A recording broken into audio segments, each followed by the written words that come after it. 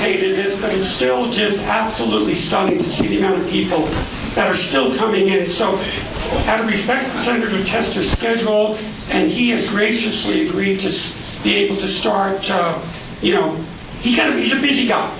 So he's going to stay a few minutes to give us a little bit more time, but he will have to leave based on his schedule. We are not going to ask this very gracious audience to disperse. We will still have Anthony Johnstone, we'll still have Nada, myself, and we've got some other people in the audience. So we will still have a town hall community discussion, but please be advised that Senator Tester will have to depart at some point. So we still have people coming in. We're going to get started here very quickly, so thank you very much.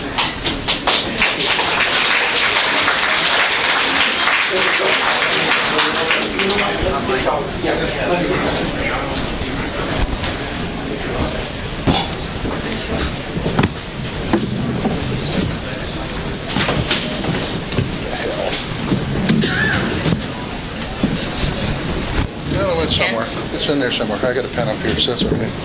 We'll find it. Was it your favorite? Yeah. No, it wasn't my favorite. It was a big something. Good morning, everyone. Look at that. My name is Andrew Pearson, and on behalf of Montanans for National Security, the Montana World Affairs Council, and the Davidson Honors College, I welcome you to what promises to be a fascinating discussion. Early this year, the U.S. intelligence community determined with high confidence that Russian President Vladimir Putin ordered an influence campaign in 2016 aimed at, among other goals, undermining public faith in the U.S. democratic process. A small group of former national security professionals formed a group called Montanans for National Security to formulate a citizen-led response. We invited Senator Tester and Senator Daines to a town hall-style meeting to discuss their own assessment of Russian interference in the 2016 election and exchange ideas with you, their constituents, on what Congress should do in response. We are very grateful that Senator Tester accepted our invitation. Unfortunately, Senator Daines is unable to join us. Montana's senior senator, Senator John Tester, is a man who truly needs no introduction. Senator Tester serves as ranking member of the Senate Committee on Veterans Affairs and also serves on the Senate Homeland Security Committee. Senator Tester has been a strong voice in Congress calling for a robust response into Russian interference in the 2016 campaign, and is known by his colleagues in the Senate not only for his friendly demeanor, but his dogged persistence for fighting for Montana, for veterans, and for campaign finance reform. To his right is Nada Bakos. Nada is a highly regarded national security expert and a Montana native from Dutton, Montana. Denton. Not Dutton. Big difference. One's a Cardinal, one's a Trojan. As a CIA analyst, she was a key member of the team charged with analyzing the relationship between Iraq, Al-Qaeda, and the 9/11 attacks. Subsequently, during the war in Iraq, Nada was asked to serve as the chief targeting officer tracking al-Zarqawi, the world's most wanted terrorist. She has appeared as a guest commentator on CNN, ABC, Fox, MSNBC, BBC, and as a resource for a wide variety of different journalists, such as New York Times and Wall Street Journal. Finally, Professor Anthony Johnstone is an associate professor at the University of Montana School of Law. He teaches and writes about federal and state constitutional law, election law, and legislation. Professor Johnstone has testified before the United States Senate Judiciary Committee and the Montana Legislature. Before joining the School of Law, Professor Johnstone served as a solicitor for the state of Montana, and as solicitor he fought valiantly to uphold Montana's century-old laws barring corporate spending in political campaigns. While we are thrilled to have such a distinguished panel, this town hall is all about you. After a brief round of introductory remarks by our panelists, Bob Seiden-Schwartz of the World Affairs Council will be presenting questions to the panel written by all of you. If you'd like to ask a question, please write it down on one of the note cards that my friend Julie Sears is circulating. Please keep your questions limited to the scope of this town hall meeting. Since we only have an hour, we've decided to exclude questions that are off topic.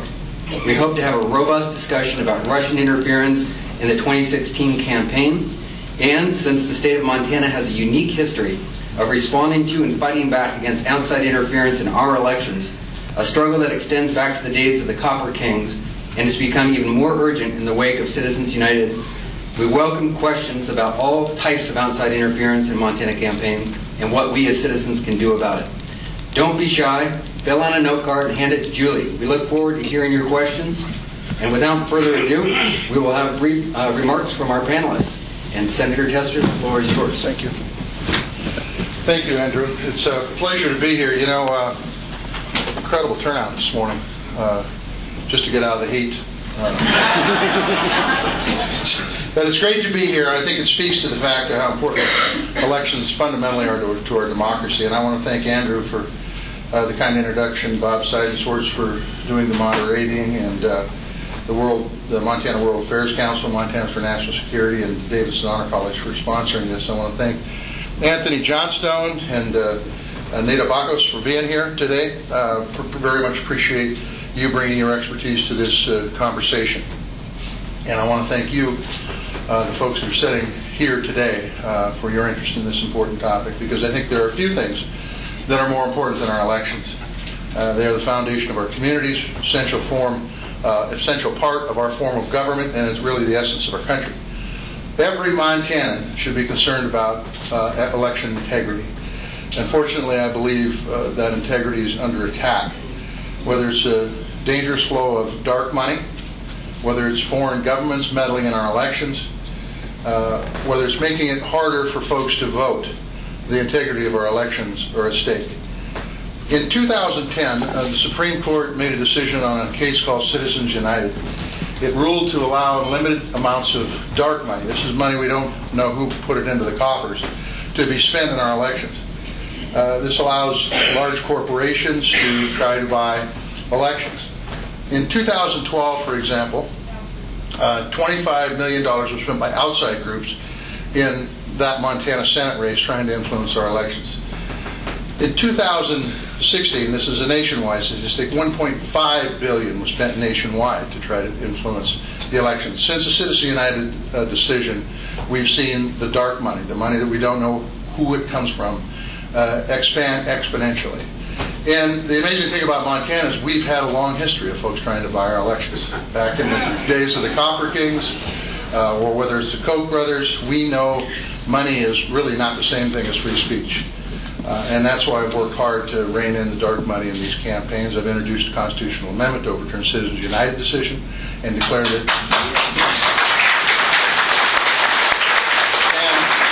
Thank you. And declare what every Montanan knows, that corporations are not people. And in the meantime, I've introduced the Sun Act, which would shine light upon the dark money, would require the groups to disclose donors that donate more than $5,000 to many of these groups. And some of the donors, I am told, although I don't know, donate in the tens of millions of dollars to these groups. But the astounding cost of elections is not the only threat that we see. It is no secret, as Andrew pointed out, that foreign entities have an interest in disturbing our democracy. And according to the intelligence agencies, the Russian government meddled in the 2016 presidential election. It is not a partisan matter. It is a patriotic one. We cannot allow foreign entities, foreign governments, to try to influence our election. And the House and Senate intelligence committees are conducting a bipartisan investigation, each on their own. And Special Counsel Robert Mueller is conducting an independent investigation as well.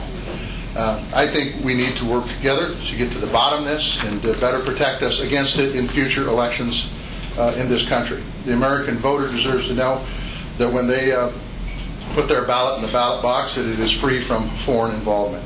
And so I look forward to this discussion today, and I think you do too. That's why you're here. And we'll talk about the various topics, and we'll continue to try to work and find ideas to strengthen the integrity of our election system. So thank you very much.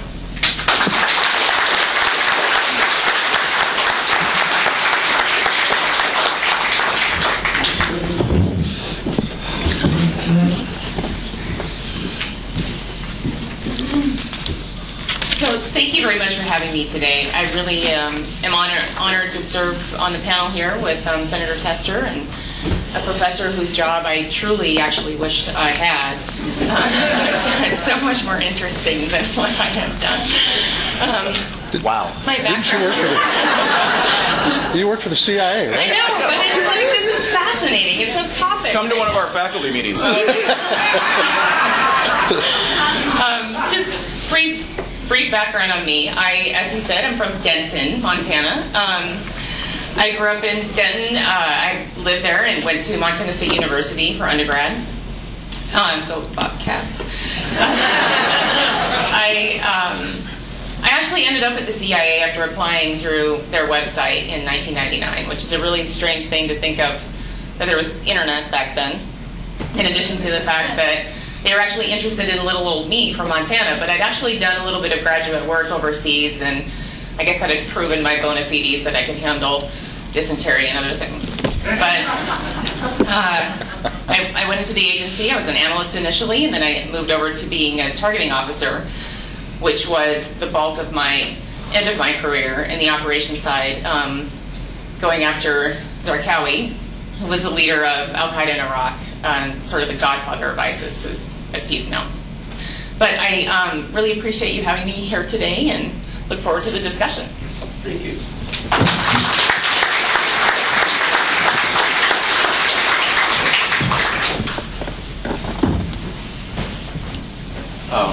My job's not that interesting, although it's the most interesting thing is teaching students like Andrew, one of our real stars. And so thank you to Andrew for inviting me, and to Bob and Senator Tester and Nada for joining us for this important and, as it kind of is with all things constitutional law these days, timely discussions.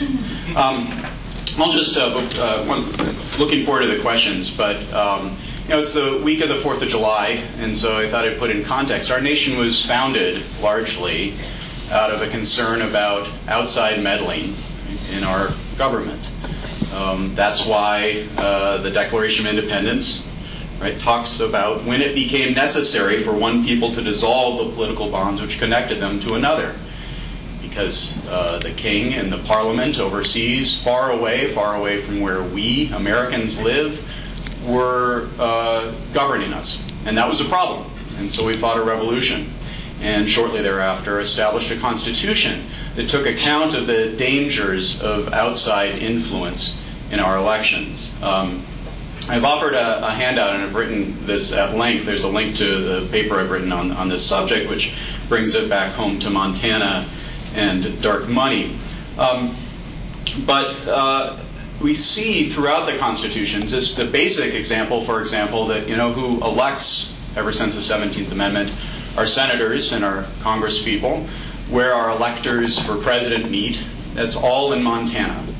You have to be in the state to be represented in the Congress. And those who represent us have to be both citizens of the United States and inhabitants of the state. This was not because of nativism or bigotry about outsiders. In fact, our founders, one of the complaints they had against the king was that the king was preventing immigration and naturalization of people who wanted to come here and live freely. James Madison and Thomas Jefferson spoke bravely about refugees coming to our shores. They wanted them to welcome there. The concern about outsiders is not a concern based on nationalism. It's a concern based on republicanism, the idea of self-government. It doesn't matter where you've come from, but once you're part of our community, and only until you're part of our community, do you get a voice in our elections. And that's the principle I think we're talking about today, whether it's outside interference from Russia in national presidential elections, or, as Senator Tester alluded to, outside influence in state congressional elections. We just finished a special election for Congress where direct contributions to candidates, about 2/3 of them were from we Montanans, from the voters. But most of the money in the campaign, I think $17 million I saw last report, about $10 million, nearly all of that money was from outside of Montana. That's the outside influence I'm concerned about. I actually love our good old-fashioned, quaint Montana PACs. Those PACs, whether it's contractors or teachers or others, or people who are standing up, willing to have their money disclosed, not dark money, Montanans speaking with Montanans, standing up, associated with other Montanans. But we're at a point now where in our federal and increasingly our state elections, in particular our judicial elections, most of the money is coming from non-Montanans. That is, I think, of a piece with these concerns with Russian dark money. I've provided a handout. I'm not going to go into detail now, but like a good professor, put together a handout with some materials, a link to the paper on it, and some of the laws that Congress has enacted to deal with outside influence in elections. I'll just end by coming back to Citizens United and one of the interesting things about it. Citizens United, kind of infamously in very bold and, to my mind, naive strokes, discussed how it is unconstitutional for government to impose certain restrictions on certain disfavored speakers. You can't discriminate between speakers, full stop. But then, as the dissent and the states and others pointed out, how are we supposed to discriminate against, Citizens United and GM and Exxon can spend in American elections, so I guess Russian oligarchs can too then. They didn't have a very good answer for it, just as they didn't have a very good answer when they struck down without argument Montana's 100-Year-Old Corrupt Practices Act. What they said simply was, we need not reach whether the government has a compelling interest in preventing foreign individuals or associations from influencing our nation's political process. That's shocking. In their fervor to reach their preordained conclusion in Citizens United, the Supreme Court really had no answer, and it appears to me left open the question, this Supreme Court, more than ever, left open the question of whether Russian oligarchs have a First Amendment right to influence our campaigns, according to our Supreme Court. Now, fortunately, the Citizens United got one part of the case right. It said that effective disclosure can inform the electorate and allow we, the people, to know who's trying to influence our elections. But it was never more naive in its conclusion in its decision that effective disclosure regime existed. It doesn't. Despite Senator Tester's efforts and proposals to shine some light on dark money in our elections, Congress, the Federal Election Commission have been asleep at the switch. The majority has done nothing, and in fact has attempted to take some steps to make our elections even darker at a time when outside influence from overseas and out of state is compromising our election integrity. We should demand less dark money, not more. Thank you.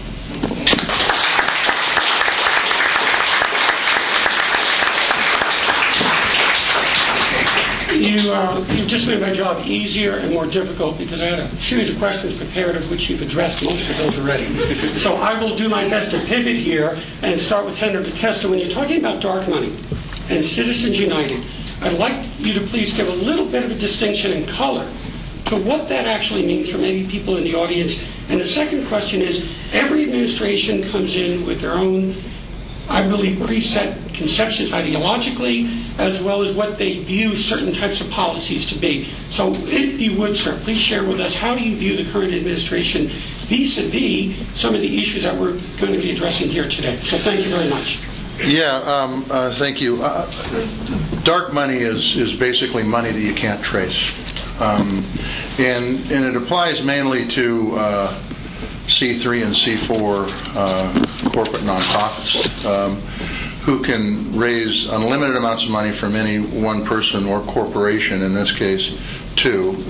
And you can't see where the money came from. You don't know whether it's GM. You don't know whether it's Phillips Petroleum. You don't know whether it's a Russian oligarch, quite frankly, because you can't trace it because there's no paper trail other than the paper trail that the individual or the corporation has that gave it to us. So what does that mean?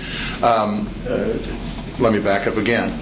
Candidates' money is totally transparent. You know right where it comes from, and that's the big difference. That money is traceable. If you donate in a governor's race, for example, or in a Senate race to that re-election campaign, your name goes in a file that people can search. And it's one of the reasons I put up a bill called the e-file bill, because I think if you can do it electronically, you can search it immediately, right when it comes up. And I think that's important. And it's important to know, because you want to know who's trying to influence the election. There may be somebody out there that's dumping in hundreds of millions of dollars, for example, that's ultimate goal would be to buy all our state land, because they've got that kind of cash in the bank. Buy all of it. So they're going to try to elect people that will devalue our federal public lands. And so if we know that, then the candidate can say, oh, hold it, look, this dude donated because they have an agenda, and that agenda is to do thus, because they would have made statements in the following. So it is really critically important, I think, as a voter, to know who's trying to influence you and for what reasons, and you don't know that with dark money. Okay, that's the first thing, and that's basically what the dark money issue is. I would tell you, from a policy standpoint, with this administration, because like I said in my opening remarks, there's at least 3 investigations that are going on now: one in the House, one in the Senate, and Robert Mueller's investigation. I think one of the reasons Washington is as dysfunctional as today, and it's been dysfunctional for a while, is that we need to get to the bottom of the Russian stuff and get it behind us. And I think the administration would become much more effective if they just open it up and said, here it is, we got nothing to hide, you guys do what you want, we will help facilitate it. And I think that if they did that, it would get the investigations behind us much quicker. And we could get on to the business of an infrastructure bill, or we could get on to the business of comprehensive tax reform, or whatever it may be, the heavy issues that are out there to do. But I think as long as that anvil is attached to the administration, I think it really is going to be more difficult. They'll be able to get stuff done, but it'll be more difficult to get it done. And sir, what would you say to fellow Montanans, the voting audience? Historically, let me back that up. Last 20, 30, 40 years, when you look at the amount of people that actually vote in an election, it's half the registered voters many times. Yeah. So ultimately, is not the power within our hands and the knowledge that we need to glean and become involved in as citizens that is the ultimate balance to many of the discussions that we're having and will hear today? Well, I mean, I think the real power in the democracy, and Professor Johnstone can talk about that, is our right to vote, unimpeded by any sort of foreign country's influence. And the fact that we have half the folks out there that vote, I think, is due to a number of reasons. I think that, just to be honest with you, dysfunctionality in Washington, D.C. turns people off, and they don't even want to talk about it or think about it, so they just stay home, which is exactly what some would want the voting public to do, because it makes their vote worth more, to be honest with you.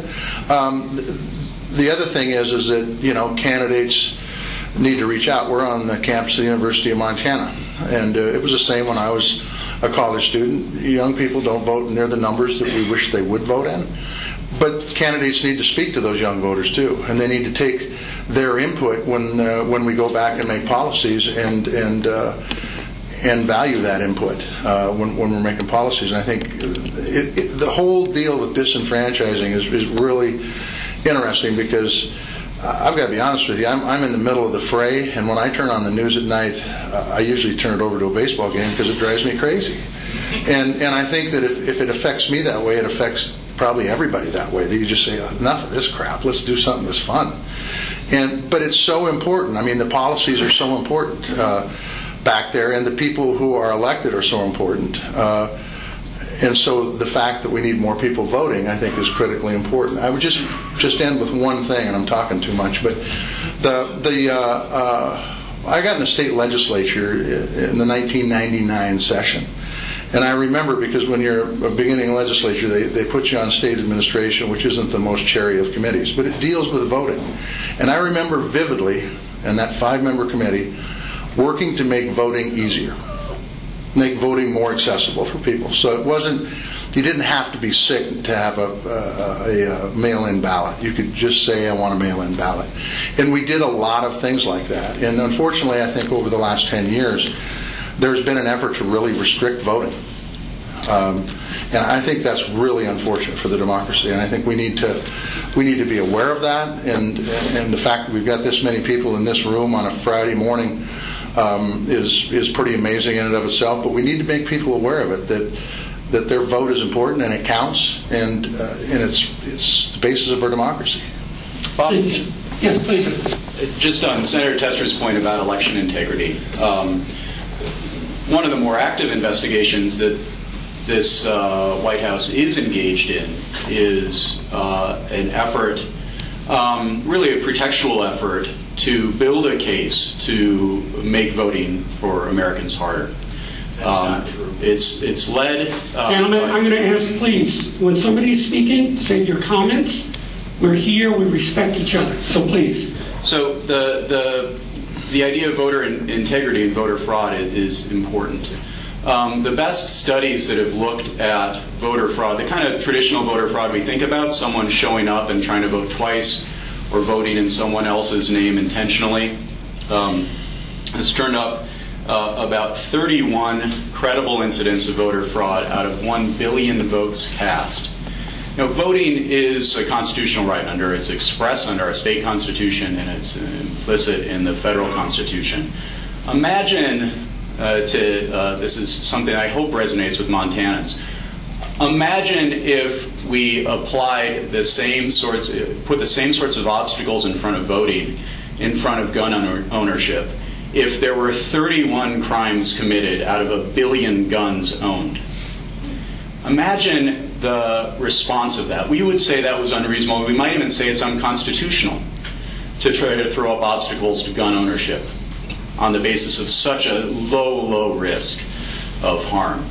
Well, there's an even lower risk of voter fraud. There are problems with our election administration, and we need to sort it out. In the Missoulian today, we see an exchange between our local election administrators on the ground and our Secretary of State about this.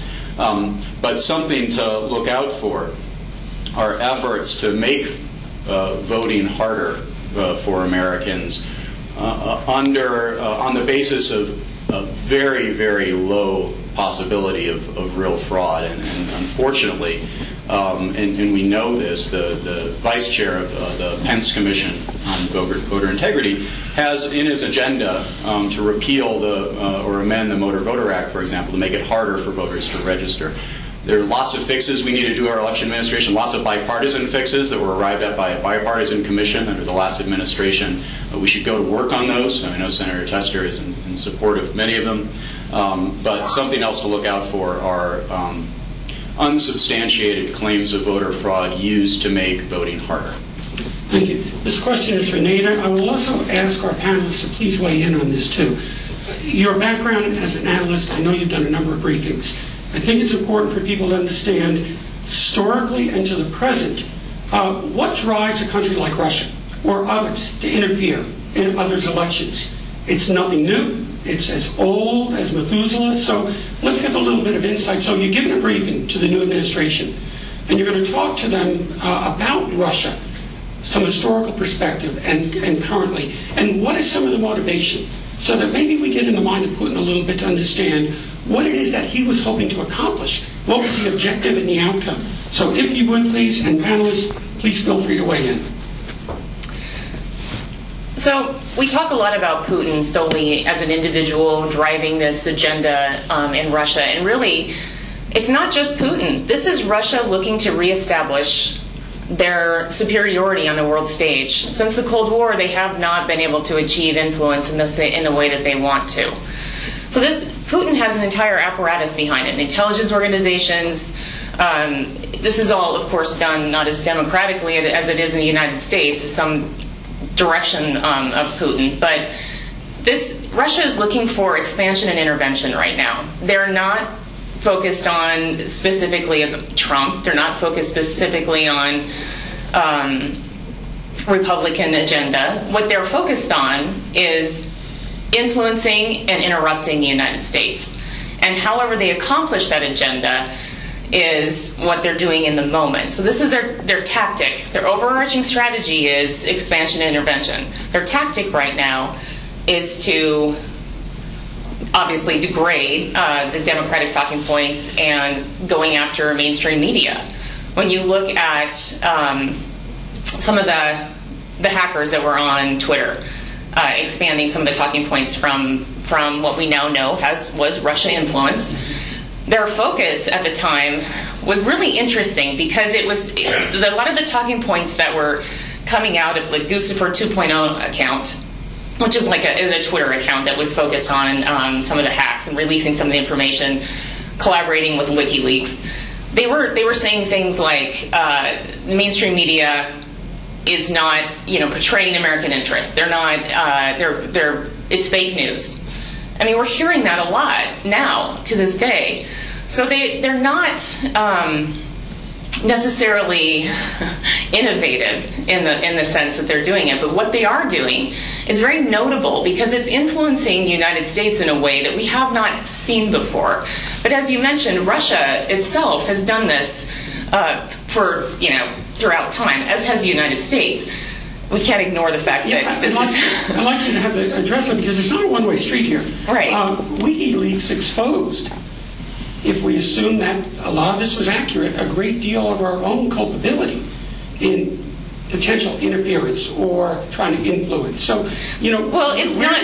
This is really what most of it wasn't covert. I mean, let's face it. Most of this is just like we're seeing with the Russia influence is not secret anymore. It was pretty obvious. There's 81 instances we know of that there's a professor that has been tracking this United States influence on other elections, and we do this from the perspective of our own national security interests. Sometimes we're saying we're doing it to spread democracy. Other times we're doing it because we have a preference. It's a little different than what Russia is doing right now, where their whole focus isn't, let's find an end game. What they're trying to do is just support their own agenda so they can disrupt and degrade. So an example of that would be NATO, as a driving wedge between the United States and its NATO allies, particularly because we've expanded into areas that we said we would not expand into under previous administrations. So we're trying to provide some context here. If you want to give a little insight into that. Absolutely. I mean, if you look at our foreign policy agenda and you look at Russia's, there's really not a lot of alignment. This is going to be very difficult for us to shake hands with Putin and say we're going to be an ally. Because if you just take Syria, for example, their whole focus is propping up the Assad regime. That has not been our focus, up to this point. And not only that, but you look at Crimea, Georgia, Ukraine. None of that is in our interest if Russia is influencing, controlling those areas. So it would be really difficult for us to say we're going to shake hands and work together, because it doesn't behoove the United States to have Russia with that much influence and that much power, because they're not interested in working with other countries. They're not interested in NATO having power over their own influence. Senator Tester, would you be able to describe, when you talk about your colleagues in Senate or Congress, as an example with Russia, to the audience, do we and should we feel secure that our representatives have a good working knowledge of this history, of this objective, of this understanding, or is there still some work to be done even amongst our representatives? I think there's always work to be done. I do think that the Senate and the House, both sides of the aisle, are very leery of Russia and have been since I was born and not before. And rightfully so. I think Nate is right. I mean, I think it's about world superiority myself. I mean, Russia sees us as the big dog. They'd like to be the big dog, so they're going to do everything they can do to try to disrupt our system of democracy, to try to elevate themselves. But I do think that there is... look, everybody can be educated more. Not everybody's on the Intel Committee or Foreign Affairs Committee or Armed Services Committee, which is where you get the classified briefings to bring you up to snuff on what's going on with Russia, China, and all the countries of the world. But I do think that there is a very, very jaundiced view of what's gone on in this election, and I think that I have really great hopes that at least the Senate Intelligence Committee will get to the bottom of what really transpired, and if there was anybody in this country that helped that effort that Russia made, because that would be really bad. And when we talk about our intelligence community, describe from your perspective its readiness its ability to preempt? Does it have the funding? Does it have the manpower? Is it bringing people up through the ranks that are so necessary to be able to fill the positions of people? I would say they're really good. Native could probably talk about this more than I, as a matter of fact, because she's been in the middle of it. But I think they're very good. Do they make mistakes? Occasionally they do, but it doesn't happen very often, at least from my perspective. They're pretty good, and they've got a lot of sources for information. It's pretty amazing when you get some of the classified briefings you get. It's incredible what these folks find out. It's amazing. Dana, any comments, please? Well, there's a reason we have a bureaucratic process in place, especially in intelligence communities, because when you're looking at gathering from multiple sources like that, you need to have a very restrictive process as to how you evaluate that information, and disrupting that bureaucratic process is very dangerous. Politicizing information is very dangerous. So, I can speak from the CIA's perspective and other intelligence agencies that I've worked with, but I do believe that they have, the necessary means to be able to track this type of cyber warfare or just influence. And the CIA in particular is well equipped to do this because they're able to evaluate intelligence in a way that other agencies aren't set up to do, and that's not what their modus operandi really is. But from a perspective of personnel, they've done a very good job of grooming leaders. I do think they need more women in some of the senior positions. There were very few, especially on the operations side when I left. It's getting better. But the intel agencies themselves, the individuals that work there, they're not. When you think about DC, it's not the typical bureaucrat sitting at their desk just collecting a paycheck. The majority of people that I've worked with are there specifically because they went through a battery of tests, a ton of security clearances, just to get to where they are, and lots and lots of training. So I think they're well equipped to deal with it. Thank you. A question for our panelists. You mentioned you just touched on certain things. I'm talking about the internet now because that has become a weapon unto itself. And the open architecture and the ability for us to be able to enjoy this in some ways may be threatened based on how far we go with what we describe as national security issues. So, Anthony, from a legal perspective, any insight that you would like to share with the audience about where you may see this issue going? And please, Senator, and weigh in. Sure. Well, one premise of Citizens United, which is absolutely correct, is that the presumptive remedy for harmful speech is counter speech, is open disclosure, and that's one of the reasons it supported disclosure. The internet is presenting some new issues around that, and I think really the most important responses have not been government responses. The government only is constrained by the First Amendment, but it's really been the media sites themselves. So Facebook and Twitter's attempts, so far tentative, to try to curate a better environment for civic discourse. This is really astounding to me. All of you folks showing up at 9 a.m. and a beautiful July day in Missoula, Montana, but most of where discourse is happening, for better or for worse, is online. And so I think one of the things we'll want to keep in mind, and I think probably better for the government to have a light touch on it, is where civic organizations and technology companies and others can work to try to curate a better form of civic discourse and make it easier for people to identify, real fake news is now something we have to say. And the sorts of things that corrode the quality of our civic discourse. So I think that's the challenge, and I think right now it's a challenge that's largely in the tech and civil society's hands. We said we would leave plenty of time for questions, and I only have about 40 or 50 questions here, so thank you for making my job easier. I'm seeing a little bit of a theme here, though, so I'm going to address this to Senator Tester. What, in terms of the election, Russian interference in the election, how has the United States in the past interfered within others' elections? And if we are going to be able to present a higher moral authority? Well, how does that look? Yeah, well, you're out of my pay grade. I really don't know how the United States has influenced other elections or what countries they've tried to influence for absolute sure. I just don't. So let me ask you another question then. But I will say this, that I think what we really need to focus on at this moment in time is that the reports have come out that said Russia meddled. And so I think it is really, really critical that we get to the bottom of what happened so it doesn't happen again. Can you speak to that then?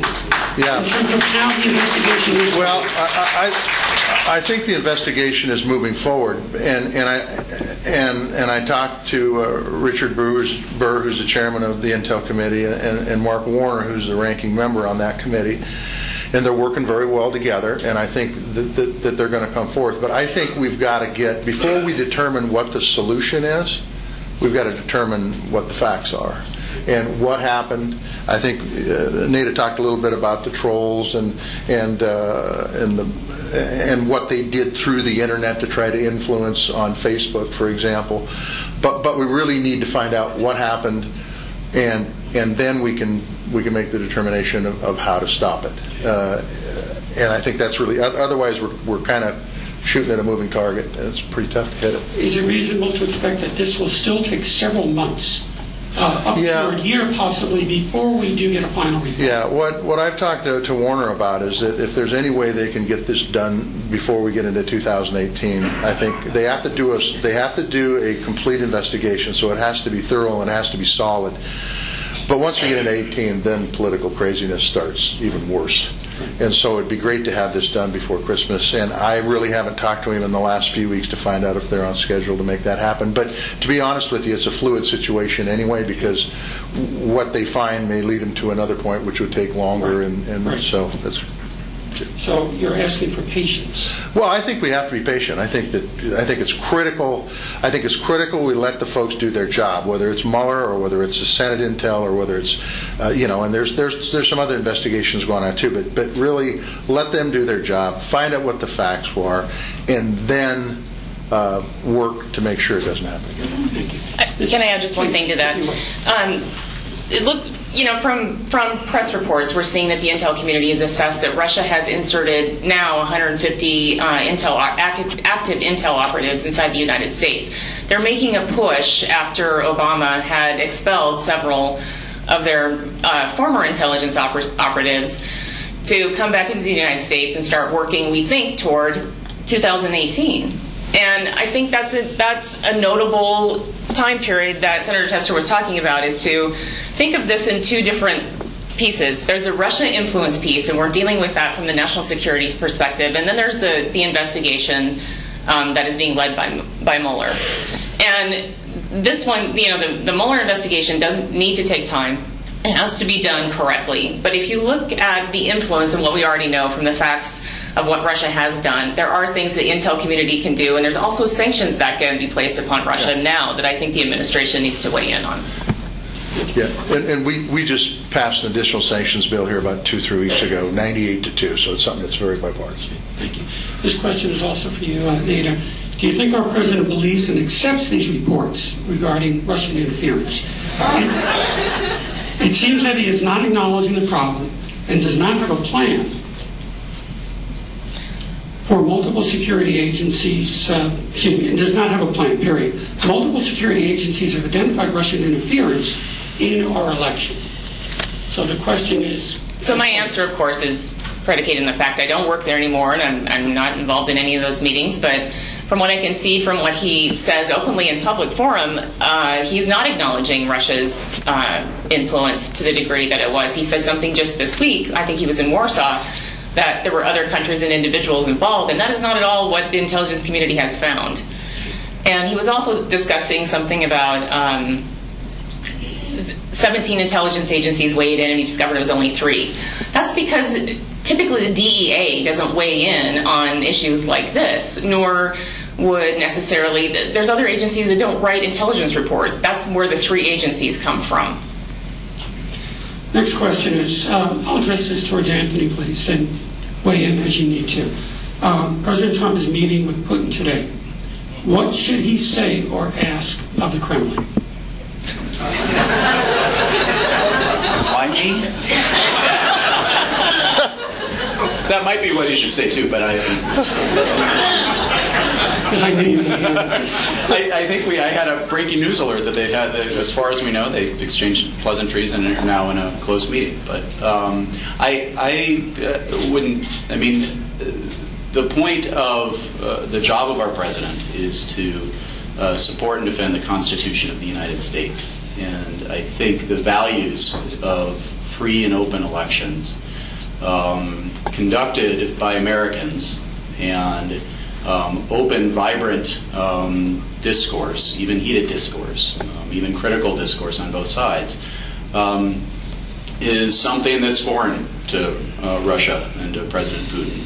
I don't think our president has a chance of persuading President Putin on it, which is why defense and protection and preservation of these values within our borders becomes important domestically at the national and at the state level. So do you consider current administration to take these issues quite seriously, or are there other agendas that you believe would be on a higher scale in terms of meeting with Putin? Well, if there are other issues, they wouldn't be within my job description either. But I think with respect to the administration generally in terms of what it's doing, we have a very interesting tension between a rather populist message, the same kind of populist message that brought Montana the Corrupt Practices Act, 100 years old, that Andrew referred to, that the Supreme Court struck down, and the actual staffing. So the White House lawyer, and I'm not sure anyone else would want his job right now, but Don McGahn is a well-respected, incredibly aggressive elections lawyer whose primary agenda, so this is the lawyer at the top of the White House who's in charge of ethics and has to mediate between the campaign, and all reports he's trying to do a good job at that, is probably one of the leading anti-campaign finance reformers in the nation. And that's his first legal hire. Justice Gorsuch is a deeply principled man, as another lawyer who appointed to the Supreme Court, deeply principled as well, but also seems to have skepticism about campaign finance laws. So I think in terms of where protecting and preserving this robust and transparent political discourse in our country, we can look at the people around him. And of course there's Kansas Secretary of State Chris Kobach, who's the Vice Chair of the Pence Commission, who is probably the leader of what one of my colleagues in California calls the fraudulent voter fraud squad. So by all accounts, this administration is not only kind of uninterested in campaign finance, which is a fair criticism of the Obama administration as well, but actually is taking some quite aggressive moves to make it harder to make our elections work better for Americans. Thank you. Senator Tester, what would you recommend to get people more engaged in this issue of election interference? Do you know of any coordination with the U.S., European allies to counter and prevent election fraud? Well, I think there was, I'm going to put this in the box of this is what I heard. I think that our intel community was working with France on the last election, because I think they were concerned that Russia was meddling in that also, and so they were trying to give them information that would help make sure that their elections were bona fide and not influenced. But that didn't come from a classified briefing. That's kind of a herd on the hill kind of thing. I think what really does help elevate issues is emails and phone calls to offices. And I think it's really important that if this is an issue that's important to you, and I don't think you'd be here today if it wasn't, that you email the offices and say, look, you need to give full support to these committees, full support to Mueller to get to the bottom of what happened, and then you need to act accordingly once you find out the facts. Or you write anything you want, but that's what I'd write to myself, let's put it that way. And so I think that's really important, because I think that a lot of folks out there don't think it does any good to write to your elected representative or county commissioner or state legislator. That's furthest thing from the truth. It does do good. Even if you don't think they're listening, they're listening. Also, this question is to you, sir.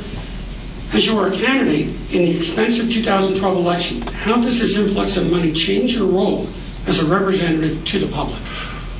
Well, I don't know. I don't know that it changes the role that I have. I think it just makes the campaigns a lot longer and more painful, more than anything. And I think it's one of the reasons that there's a lot of really, really good people that would get into public service, but I just don't think they want to put themselves through the meat grinder. And that's the way it is. As far as how it impacts you, I think it does impact. I think it creates a hyper-partisan situation in Washington, D.C. I think it's a big contributor to that.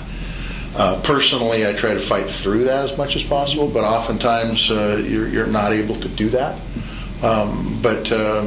But it lengthens the campaigns, makes them much more intense, and I think when you get back there, it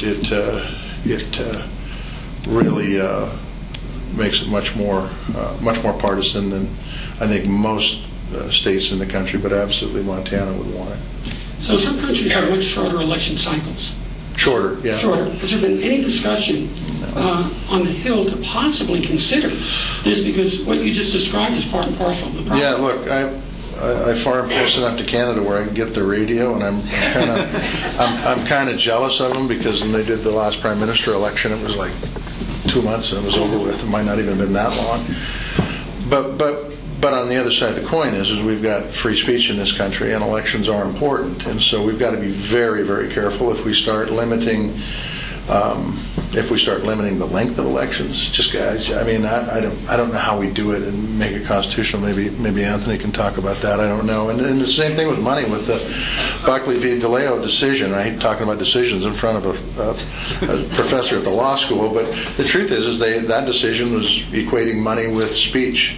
And there is some merit to it. I think there is some merit to money being connected with speech. The problem is that it does drown out a lot of voices of regular folks who don't have money, and that's a problem. But I'd love to hear your perspective on shortening the length of time. I don't think shortening the length of time is an option, and it's one of the many odd things about American politics that we do that we have such long and hard-fought and expensive elections, but we do have the First Amendment.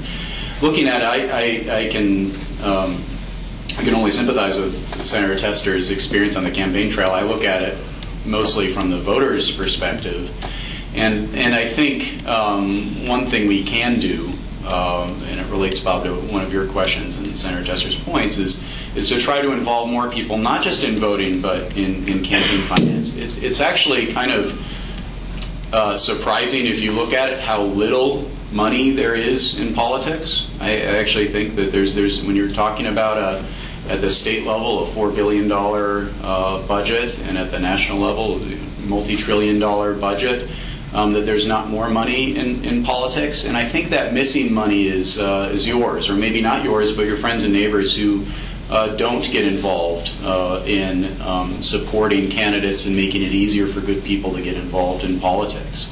That might sound odd from someone who generally kind of studies and is supportive of campaign finance reform, but I think an easy step that could be taken to when you're talking about counter speech, and you've got Russia on one side and their agents and their Twitter bots sending out fake news, and you've got the Koch brothers or other out-of-state or multinational interests.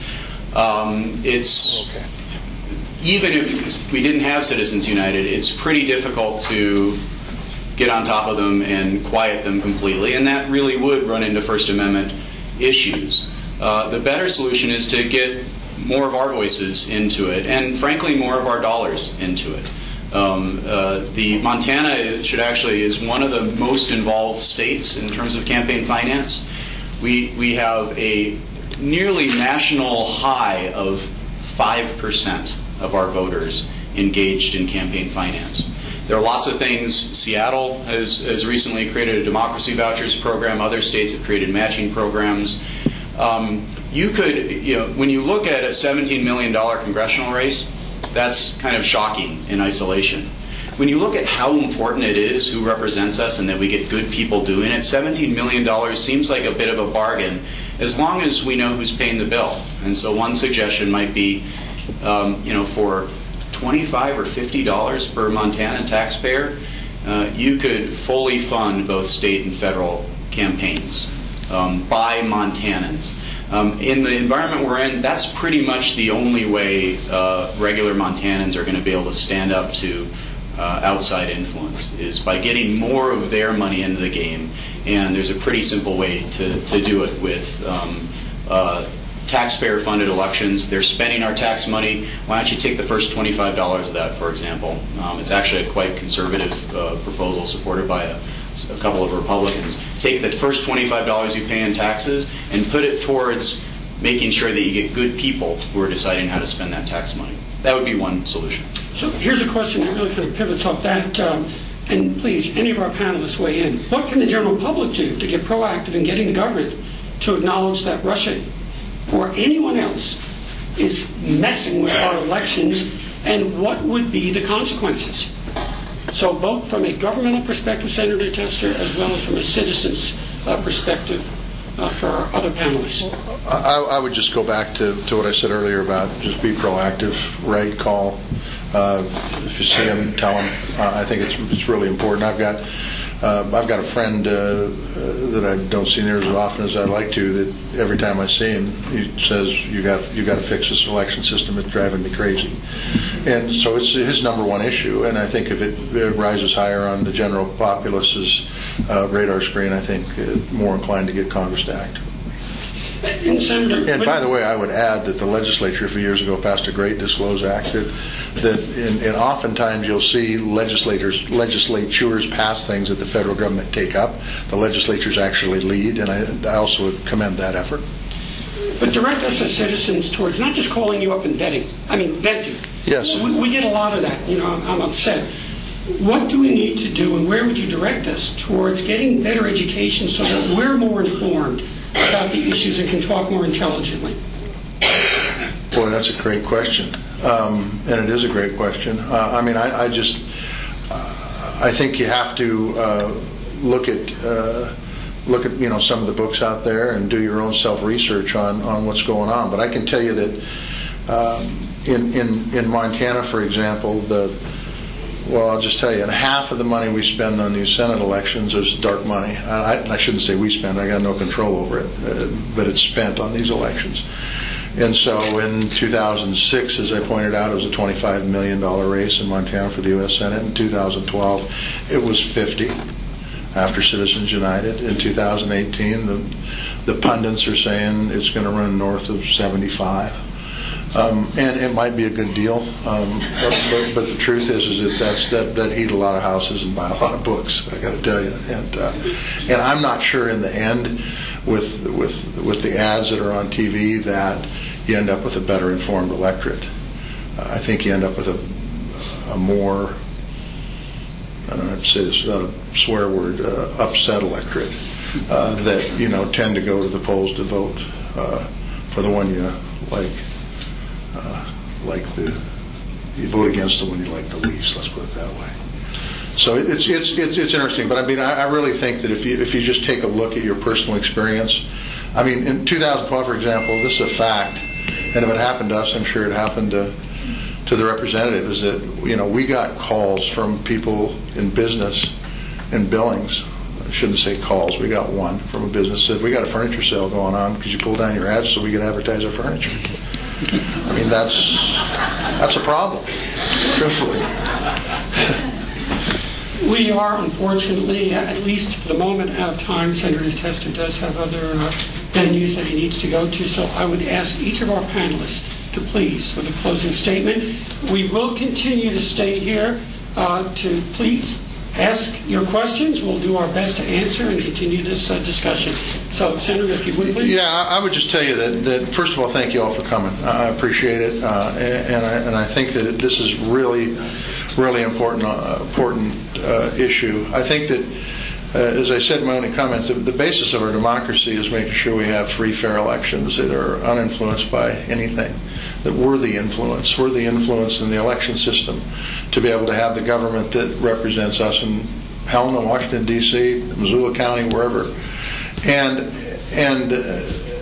I will tell you that this is a huge issue that is time sensitive, because I had said earlier that I hope it gets done before 18 because it becomes political. There's another reason, because in 18 you get another election year, and I will guarantee you this: if the Russians were able to meddle, and I think that is a fact, they did meddle, they will do it again unless we take the proper steps to stop them. And my concern moving forward is that the impact on our democracy would be huge, and so we just can't allow that to happen. And so your input is critical, and I think that being able to contact folks to elevate it in their mind when they're going forward is, and I'm talking about your elected representatives in Washington, D.C., I think is really, really important. Writing a letter to the editor every once in a while talking about this issue to keep it on other people's minds too also can be very, very effective. So thank you for being here. I think this is huge, and it's very time sensitive. We've got to get to the bottom of it. So that Russia, I mean, I'm sitting here thinking when Nada and the professor were talking in first grade, one of the first things we did was talk about what happens in the nuclear holocaust. With a 6-year-old kid that's finding out you got to hide under the desk, like I said, I know what the hell good that does if it's a nuclear weapon. But the truth is that Russia's not at that point anymore. We're not in the Cold War era anymore. But they want to get back there. They want to make sure that we're diminished and they're lifted. And I think that it's just really, really important we find out what they did and how they did it, if there was anybody that helped them do it, and then hold the people accountable.